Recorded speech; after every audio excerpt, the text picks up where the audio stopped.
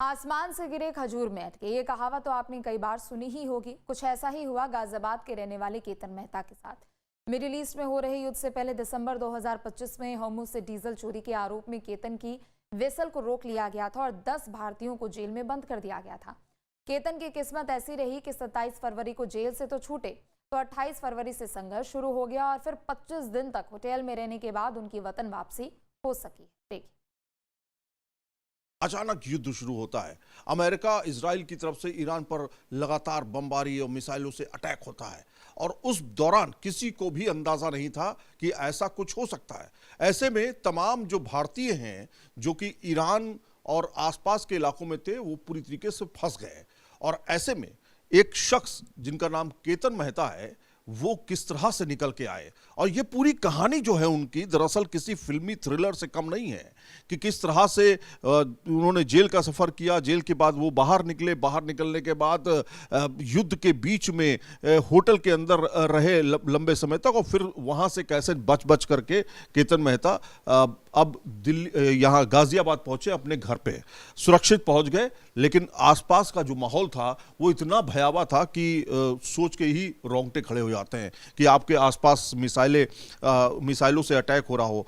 केतन, सबसे पहले तो हम ये आपसे जानना चाहते हैं, आराम से आ गए, आपको किसी तरह की परेशानी या क्या क्या हुआ आपके साथ, ये पूरी बताइए। जी, अभी तो अपने घर पे परिवार के पास आ गया। अभी तो काफ़ी सेफ फील हो रहा है, कोई किसी चीज़ की कोई दिक्कत नहीं है।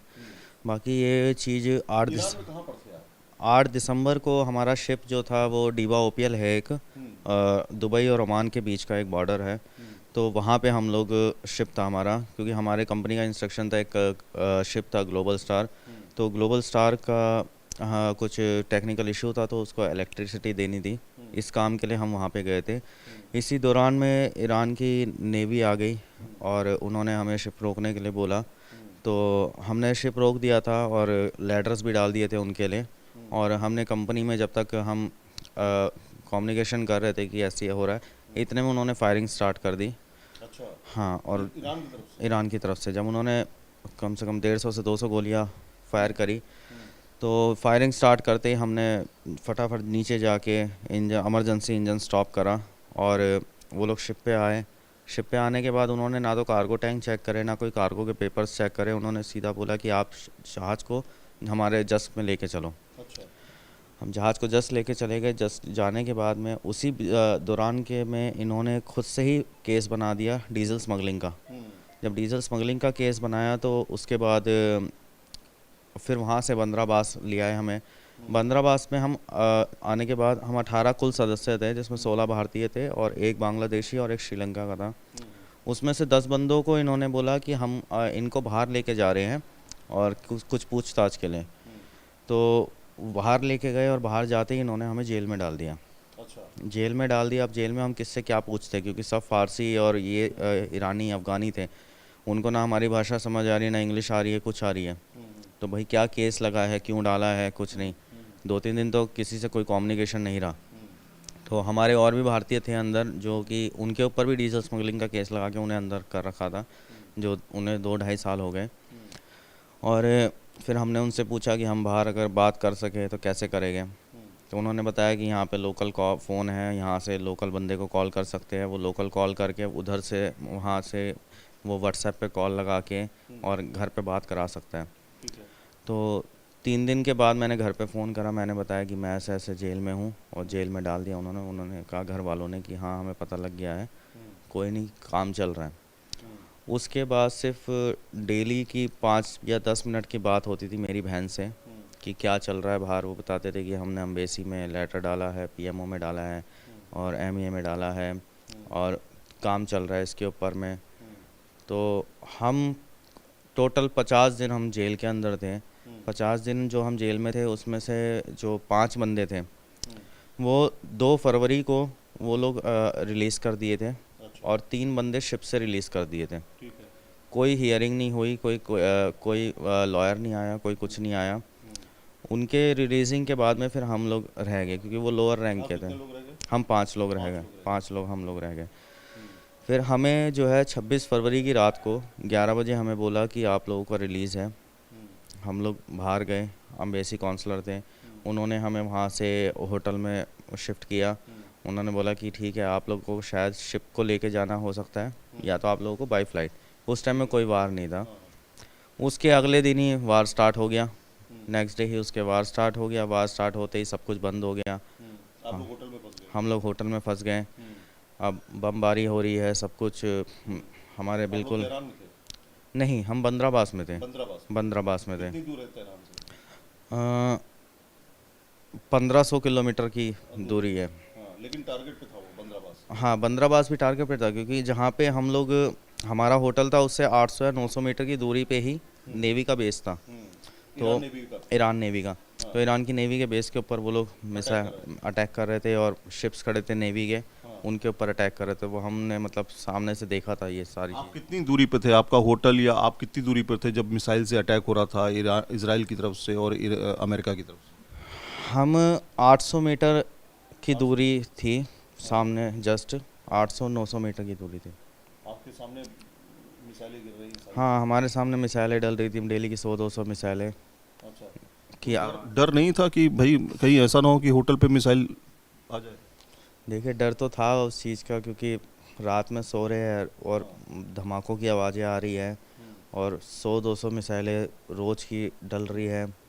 तो उस टाइम पे डर तो था कि कहीं गलती से मिस हो के हमारे उस पे होटल पे ना आ जाए, क्योंकि हम कोई बेसमेंट था होटल के अंदर या बिना बेसमेंट के आप लोग को लगता था कि कोई बेसमेंट हो, छुप जाए उसमें जाकर? नहीं, वो नॉर्मल जैसे कि ग्राउंड फ्लोर फर्स्ट फ्लोर ऐसे जो होटल होता है, तो हम 6th फ्लोर पे थे। तो जब ऐसी धमाकों की आवाज़ आती तो हम 6th फ्लोर से हम ग्राउंड फ्लोर पे आके बैठ जाते थे कि अगर मिसाइल आएगी तो ऊपर के फ्लोर पे गिरेगी, हम लोग बच जाएंगे। तो उस तरीके का मतलब सेफ्टी प्रोटोकॉल कुछ भी नहीं था वहाँ पे? नहीं, सेफ्टी प्रोटोकॉल कुछ भी नहीं था। वो सेफ्टी तो बस ये था कि बच गए तो बच गए और कुछ हो गया तो हो गया। आपने अपनी आंखों के सामने कितनी बिल्डिंग्स तबाह होते हुए देखी होंगी? बिल्डिंग्स देखिए, किसी सिविलियंस पे या किसी होटल वगैरह पे कुछ उन्होंने अटैक नहीं करा। बस जो नेवी के और जो उनका जो एयरफोर्स और ये है, उनके बिल्डिंग्स पे और उन पे अटैक हो रहा था। लेकिन डर ये था कि कहीं इधर उधर हो गया तो? हाँ, डर ये था क्योंकि हमारे जो शिप का कैप्टन था वो उस टाइम शिप पे ही था। तो वहाँ पे उनके हमारे शिप के पास में ही एक शिप और था, तो उधर शिप पे मतलब एक अटैक हो गया था नेवी के शिप पे।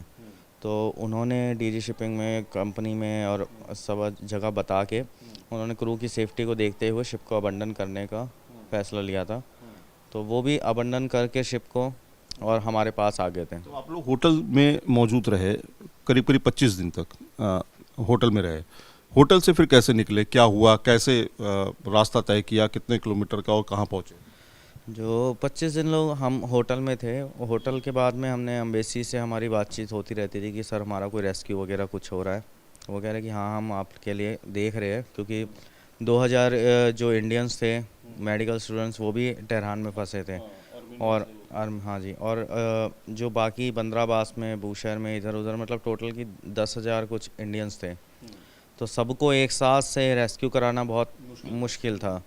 बट फिर भी उन्होंने बोला 25 दिन के बाद जब हुए तो उन्होंने कहा कि हम आर्मेनिया बॉर्डर से आपको निकालेंगे और आपको बंदराबास से ट्रैवलर से आपको जो है आर्मेनिया पहुंचना है। तो 1800 किलोमीटर का रास्ता था वो। और जब हम चले गए, हमने कहा कि भाई गाड़ी में क्या होने को, ये इधर भी हो सकता है, गाड़ी में भी हो सकता है। तो हमने कहा कि इससे बढ़िया हम अपना ट्रैवल स्टार्ट करते हैं। तो हम ट्रैवलर से हम जा रहे थे जब, तो बीच में हमारी गाड़ी चल रही थी, इधर इधर पहाड़ थे दोनों, तो आवाज़ें सुनाई आ रही थी। और 18-19 घंटे का रास्ता था और 19 घंटे तक वही आवाज़ें और वही मतलब कि गाड़ी का वाइब्रेट होना एकदम से, तो वही सब कुछ देखा। बट जब हम जौल्फा पहुंच गए, जौल्फा एक बॉर्डर है, हम जब जौल्फा पहुंचे तो जौल्फा पहुंचने के बाद हमें सेफ़ फील हुआ, राहत की सांस ली। फिर एक दिन के बाद हमारा जो है मतलब क्लियरेंस हुई, हम आर्मेनिया क्रॉस किया हमने। आर्मेनिया से फिर फ़्लाइट करके दुबई, दुबई से मुंबई, और मुंबई में फिर हमारी डीजी शिपिंग में मीटिंग थी, वहाँ से वो क्लियर करके और घर पे। तो ये 25 दिन जो होटल में गुजरे वो बहुत भयावह रहे होंगे आपके लिए। उसका एक्सपीरियंस कैसा था, खाना पीना कैसे होता था, और 25 दिन में आपने कितने धमाके सुन लिए होंगे? सर देखिए, वो तो अपने सिलेबस से बाहर ही था। जो चीज़ को एक सीफेयर कभी एक्सपेक्ट नहीं करते ये सब। जो हम लोग का काम है 6 मंथ शिप पे काम करके 2-3 महीने घर पे आना, वो एक रूटीन बना रहता है।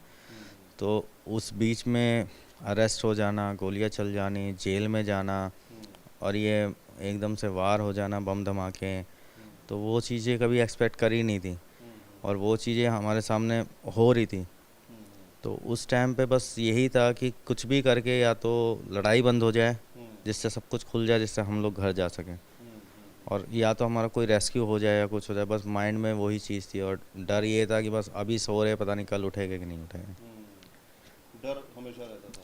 डर, की याद भी आती होगी, घर की याद आती होगी। हाँ, माँ बाप की याद आती थी, घर की सबकी याद आती थी। डेली मैं फ़ोन पे बात करता था होटल में कि अभी तो कोई रेस्क्यू नहीं हो रहा है, कुछ होगा तो मैं बताऊंगा। तो अच्छा, कितने साथी आप लोग थे और कोई ऐसा साथी जो अभी भी फंसा हुआ है? हमारे शिप के जो टोटल क्रू थे वो सब के सब रिलीज़ हो गए हैं अच्छा। और 10 बंदे जो हम लास्ट के जो हम लोग बचे थे, 10 बंदे हम लोग भी सारे घर आ गए हैं। बाकी कुछ सीफेरर्स है जो कि अभी भी शिप पे अटके हुए हैं हारमुज़ में, और कुछ 15 या 20 हो गए शायद जो जेल में अटके हुए हैं। उनको भी प्रयास कर रही है हमारी गवर्नमेंट निकालने की। अभी जो हार्मुज़ स्ट्रीट का मामला चल रहा है, जिसमें हार्मुज़ स्ट्रीट में देख रहे हैं कि ईरान ने बाकायदा उस जगह को रोका हुआ है, निकलने नहीं दे रहे हैं। इससे पहले की कंडीशन क्या होती थी? क्या आप लोग भी वहीं से गुजरते थे? हाँ, क्योंकि मुझे 8 साल हो गए अब हारमुज़ से निकलते हुए। 8 साल में भी मैं कितनी बार बंदरबास आके वहाँ से लोड करके हम दुबई जाते थे। और बंदरबास से कितनी दूर है हार्मुज़? वो हारमुज़ क्या है, वो एक एरिया है, वो बंदरबास के अंदर ही आता है हारमुज़। बंदरबास में एक पोर्ट है, तो वो पूरा जो इनके ईरान के अंडर में ही एक पूरा बॉर्डर है, वो पूरा ही हारमुज़ है। तो वो उन्होंने पूरा ही क्लोज कर दिया। हाँ, वो पूरा ही उन्होंने क्लोज कर दिया। नहीं तो इससे पहले तो पूरा ओपन था, हम लोग जाते थे, लोडिंग करते थे, डिस्चार्जिंग करते थे, कोई वो नहीं थी। कोई नहीं था। लेकिन अब इस समय वो टोल भी वसूलने लगे हैं। लेकिन उस समय की कंडीशन क्या थी? जैसे आपने कहा कि हमें रोक लिया गया, हमसे कहा गया कि लीगल तरीके से आप डीजल लेके चोरी करके लेके जा रहे हैं, तो क्या उस समय भी चेकिंग होती थी प्रॉपर तरीके से? नहीं, उस समय में पहली बात कभी चेकिंग हुई नहीं। अगर होती भी थी तो वो VHF से उन्होंने पूछ लिया कि हाँ जी वेसल का नाम, कंपनी का नाम, कार्गो क्या लोड है, तो सब कुछ हम VHF पे बता देते थे और उसके बाद वो लोग निकल जाते थे। तो ये इंसिडेंट कैसा हुआ कि रोका गया आप लोगों को? ये इंसिडेंट हमें खुद ही नहीं पता लगा, क्योंकि हमें उन्होंने बोला शिप को रोको, हमने रोका शिप को, हमने लैडर डाला, सब कुछ डाला, बट एक शिप ना एक गाड़ी की तरह नहीं है कि ब्रेक मार दिया तो रुक गई। उसमें फिर भी 1-2 नॉट की स्पीड रहती है। तो जब तक हमें कंपनी को भी बताना पड़ेगा कि हाँ भी ऐसे ईरान नेवी आ रही है, क्योंकि हमें ही पता था कि कुछ अनबन चल रही है किसी और देश से, तो ऐसे टाइम पे हमें अपनी सेफ्टी को देखते हुए बताना पड़ता है। वह उसी बीच में उन्होंने गोलियां फायर कर दी। जब फायरिंग कर दी तो ब्रिज कंट्रोल होता है, इंजन जब चालू होता है उसके बाद हम ब्रिज कंट्रोल दे देते हैं, फिर वो ब्रिज से ही जो है सब कुछ हैंडल होता है। अब ब्रिज पे ही वो लोग गोलियां मार रहे हैं, मिरर पे गोलियां मार रहे हैं, तो कैप्टन अपनी जान तो गवाएगा नहीं। कैप्टन उधर से भाग के नीचे आ गया, ब्रिज पे कोई नहीं रहा। वो कह रहे हैं इंजन स्टॉप करो, इंजन स्टॉप करो। हम कह रहे हैं कि इंजन तो ब्रिज से ही स्टॉप हो सकता है। ब्रिज से स्टॉप होगा, क्योंकि ब्रिज कंट्रोल दे दिया तो ब्रिज से स्टॉप होगा। वो लोग ब्रिज से नीचे आ गए क्योंकि कहीं गोली ना लग जाए। अब उस बीच में वो मतलब हम कह रहे हैं कि अच्छा ठीक है स्टॉप फायरिंग, बट लास्ट में जब उन्होंने फायरिंग स्टॉप बिल्कुल नहीं कर रहे थे, बात नहीं कर रहे थे, तो हमने जाके नीचे इमरजेंसी स्टॉप दबा दिया। अच्छा, इमरजेंसी स्टॉप दबाया तब जाके रुका। लेकिन उस समय डर तो काफ़ी ज़्यादा लगा होगा कि अचानक ये गोलीबारी शुरू कर दी इन्होंने। देखिए डर तो लगता है, क्योंकि हम सीफेरर्स है, हमारा काम है सिर्फ कार्गो लोड करना, कार्गो डिस्चार्ज करना। हमें कोई सेना नहीं है हम कि हाँ उनका मुकाबला हम बंदूक से बंदूक के साथ कर देंगे। ये आर्मी के लोग थे, ईरानियन आर्मी के, ये नेवी के लोग, IRGC के थे। हाँ, IRGC के लोग थे और ये थे और ईरान ने। तो अब यहाँ घर आकर के आप कैसा फील कर रहे हैं? आप रिलैक्स फील हो रहा है आप लोगों को? माता पिता के साथ बातचीत? घर आके तो बहुत अच्छा फील हो रहा है, अपने परिवार के बीच आ गए, अपने देश में आ गए। अब इधर ऐसा लग रहा है हाँ सेफ्टी है, कोई दिक्कत नहीं। क्या इरादा है? मान लीजिए युद्ध ख़त्म हो जाता है तो उसके बाद दोबारा जाने का प्लानिंग करेंगे, ज्वाइन करेंगे? कंपनी का नाम क्या है और कंपनी किस तरह से काम करती है? जी, कंपनी का नाम मेरा प्राइम प्राइम टैंकर है और कंपनी के शिप्स ईरान भी आते थे और डीबा में भी एंकर पे रहते हैं, वो इंडिया भी जाते हैं। ठीक है, ये कंपनी मतलब कि सही है, मतलब कि हाँ जो लोडिंग डिस्चार्जिंग जो जैसी हर कंपनीज करती है वैसी इनका भी ये काम है। और अभी मेरा तो मतलब अभी तो कोई प्लान नहीं है, क्योंकि अभी आया हूँ, मुझे 3 दिन ही हुए आए हुए। तो अभी आया हूँ, थोड़ा रेस्ट करूँगा, थोड़ा आराम करूँगा, जब माइंड अच्छे से पूरा रिलैक्स हो जाएगा उसके बाद देखते हैं क्या करना है। और कंपनी की तरफ से कोई आश्वासन दिया गया है कि आप लोग मतलब अभी चूंकि वॉर कंडीशन है, ऐसे में आप लोग ज्वाइन करिए, क्या करना है आगे की प्लानिंग? नहीं, उन्होंने कोई ज्वाइनिंग के लिए कोई मतलब वो नहीं बोला है कुछ भी। बस जो हम फंस गए थे तो उस बीच के दौरान में अम्बेसी ने और एमए ने और इंडियन गवर्नमेंट ने हमारा बहुत साथ दिया। अच्छा, तो मतलब कंपनी अभी फ़िलहाल आप लोगों को पूरी तरीके से सपोर्ट कर रही है? सर सपोर्ट मतलब कि ऐसा कि हम लोग जैसे वहाँ थे जिस वार में थे, अब मैं तो क्योंकि जेल के अंदर था, क्योंकि प्रॉपर तरीके से मुझे भी नहीं पता कि कंपनी के साथ कम्युनिकेशन कैप्टन किस तरीके का हुआ। बट ये था कि हम लोगों को बस निकलना था, हम लोगों से कंपनी से कोई बात बाद में हमारी हुई नहीं। हमारी जो है कंपनी से बस लास्ट टाइम प्रोविज़न वगैरह के लिए बात हुई थी, तो उन्होंने यही बोला था कि अम्बेसी से बात करो और इससे बात करो, तो बस ये प्रोविज़न तक हमारा आया। उसके बाद में जो निकलने का और उसके बाद में जो बाकी के रेस्क्यू वगैरह वो हमारा अम्बेसी वगैरह नहीं। अच्छा, आखिरी सवाल कि होमोर्च में भी क्या सिचुएशन है, किस तरह की आपने क्या कुछ देखा वहाँ पे या कुछ ऐसी बातचीत हुई, लोगों से पता किया? सर हारमुज़ में अभी भी काफ़ी शिप्स रुके हुए हैं, अटके हुए हैं, काफ़ी मर्चा अपने सी फेरर्स वहाँ पे है, तो क्योंकि वो शिप्स को हिलने नहीं दे रहे, निकालने नहीं दे रहे। तो कुछ शिप्स तो आपने सुने होंगे शायद, जो इंडिया के जो टैंकर और गैस कैरियर्स वो तो निकल गए। बट अभी भी काफ़ी शिप्स जो हैं वो, क्योंकि अभी एक मर्चेंट शिप पे भी हमला हुआ था, एक मर्चेंट शिप पे भी अटैक हुआ था, उसमें कैप्टन की और एक ऑयलर की उसकी जान चली गई। तो बस यही है कि जल्दी से सब कुछ सर सही हो जाए, सब कुछ ख़त्म हो जाए और जो सीफेरर्स जो अटके हुए, जहाज़ अटके हुए, वो दोबारा से एक नॉर्मल लाइफ जैसे सब चल रही थी वैसी हो जाए। बिल्कुल केतन मेहता ने जो अपनी बात हमें बताई है, जाहिर तौर पर किसी के साथ नहीं होना चाहिए, क्योंकि ये वो लोग हैं जिनकी वजह से भारत में और पूरे अपने अलग अलग जो जहाँ पे काम करता होगा उनके लिए एक तरह से डीजल पहुंचाना, उनके लिए तमाम तरह की चीज़ें पहुंचाना, गैस पहुंचाना, यही वो लोग हैं जिनकी वजह से बहुत सारी चीज़ें चल पा रही हैं। लेकिन इस तरह से जो केतन मेहता अपने आप को जिस तरह से उन्होंने वो फंसे रहे वहाँ पे और उसके बाद किस तरह से वो वहाँ से निकले हैं, पूरी कहानी है इनकी। और अब सुरक्षित भारत में पहुँच चुके हैं, गाज़ियाबाद में रहते हैं और अब देख रहे हैं कि ये वॉर किस तरह से रुके जिससे इनका दोबारा काम शुरू हो सके। वीडियो जर्नलिस्ट विकास राय के साथ सैयद आमिर हुसैन, न्यूज़ नेशन, गाज़ियाबाद। अब से डीडी फ्री डिश की चैनल नंबर 57 पर देखिए न्यूज़ नेशन।